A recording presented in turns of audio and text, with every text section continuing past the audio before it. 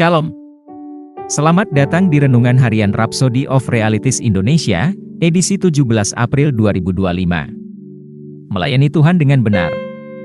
Sebab jika kita hidup untuk Tuhan, dan jika kita mati untuk Tuhan. Jadi baik hidup atau mati, kita adalah milik Tuhan. Roma 14 ayat 18. Firman Tuhan menunjukkan kepada kita dengan jelas apa pesan Kristus dan apa yang seharusnya menjadi fokusmu dalam melayani Tuhan. Pada akhirnya, yang benar-benar penting adalah apa yang Dia pikirkan tentang pelayananmu di kerajaan, bukan apa yang orang lain pikirkan atau katakan tentang engkau. Pendapatnya lah yang benar-benar penting. Apakah Dia senang dengan pekerjaanmu? Penting untuk mengetahui bahwa semua yang engkau lakukan sesuai dengan kehendak, tujuan, dan keinginannya.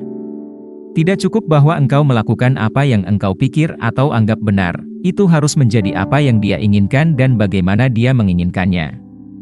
Ingatlah apa yang Dia katakan kepada Musa ketika Dia hendak membangun kemah suci. Ingatlah bahwa engkau membuat semuanya itu menurut contoh yang telah ditunjukkan kepadamu di atas gunung itu. Ibrani 8 ayat 5. Ikutilah perintah yang ditentukan sebagaimana diungkapkan dalam firman-Nya.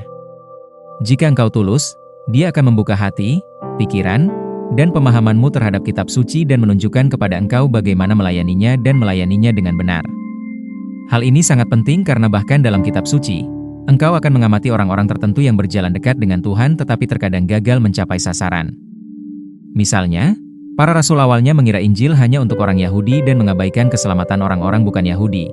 Kisah para Rasul 10-12. Bagaimana mereka bisa melakukan kesalahan yang begitu besar? Namun, koreksi mereka datang melalui kitab suci yang mereka pikir mereka pahami. Ini seharusnya menjadi pelajaran yang mendalam bagi kita.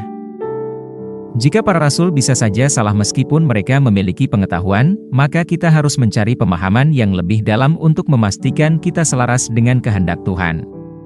Dan syukur bagi Tuhan, Dia berkata, karena setiap orang yang meminta, menerima dan setiap orang yang mencari, mendapat dan setiap orang yang mengetok, baginya pintu dibukakan. Matius 7 ayat 8. Jika engkau berusaha melayaninya dengan benar, Dia akan menunjukkan kepadamu melalui firman-Nya bagaimana melakukannya dengan cara yang paling baik. Jangan melayaninya sesuka hatimu, layani Dia sesuai keinginannya.